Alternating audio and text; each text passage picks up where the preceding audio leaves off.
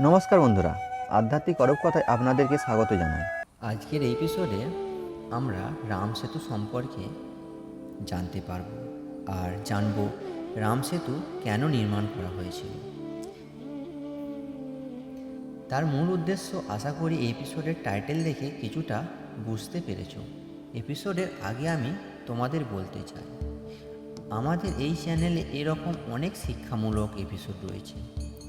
এই এপিসোডটি দেখার পর আপনাদেরকে কেমন লেগেছে অতি অবশ্যই কমেন্টে লিখে জানাবেন। রাম সেতু, যা আদম সেতু নামেও পরিচিত, হিন্দু মহাকাব্যে রামায়ণ এর একটি উল্লেখযোগ্য অংশ। এটি হলো এক প্রাচীন সেতু যা ভারত ও শ্রীলঙ্কার মধ্যে অবস্থিত। পুরাণ অনুসারে এই সেতু তৈরি করা হয়েছিল ভগবান রাম এবং তার বানর সেনার দ্বারা সীতাকে লঙ্কা থেকে রাবণের হাত থেকে উদ্ধার করার জন্য। রামায়ণ অনুসারে রাবণ সীতাকে অপহরণ করে লঙ্কায় নিয়ে গেল। ভগবান রাম তাকে উদ্ধারের জন্য যাত্রা শুরু করেন।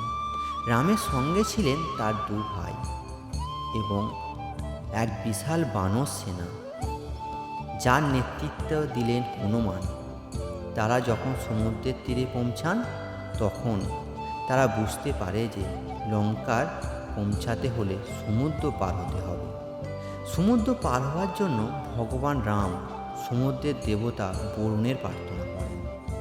বরুণ দেবতার আশীর্বাদে রাম তার বানর সেনাকে আদেশ দেন একটি সেতু নির্মাণ করতে। নল ও নীল নামে দুই বানর ছিলেন, যারা রামের নির্দেশ সেই সেতু পরিকল্পনা করে। বানর সেনা বিশাল পাথর ও শিলা সংগ্রহ করে এবং সেগুলি জলে ফেলে সেতু তৈরি করতে শুরু করে। পুরাণের মতে রামের নাম উচ্চারণ করে পাথরগুলিকে পানিতে ফেলা হলে সেগুলি ভেসে থাকতে শুরু করে। সেতুর কাজ শুরু হওয়ার পর রামের নামে বানররা পাথর ফেলতে থাকে এবং সেগুলি জলে ভেসে ওঠে, এক বিশাল সেতু রূপ নেয়।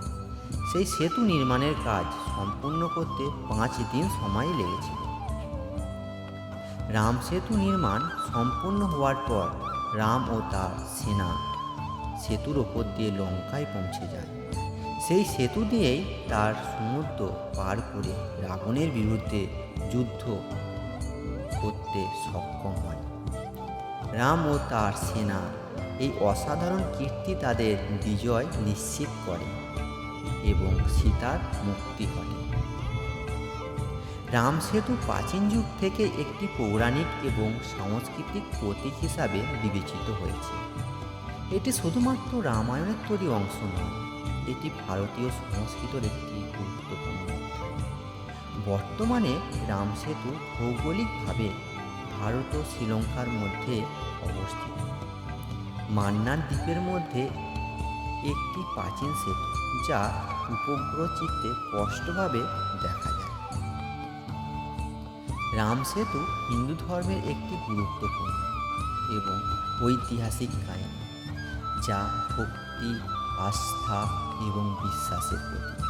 এটি শুধুমাত্র রামায়ণের অংশ নয়, এটি একটি ঐতিহাসিক এবং আধ্যাত্মিক অধ্যায়, যা আজও কোটি কোটি ভক্তের মধ্যে প্রভাব বিস্তার করে চলেছে। এই সেতু কেবলমাত্র ভৌগোলিক স্থানেই নয়, এটি আধ্যাত্মিক শক্তি এবং মানবিক সংকল্পের প্রতীক।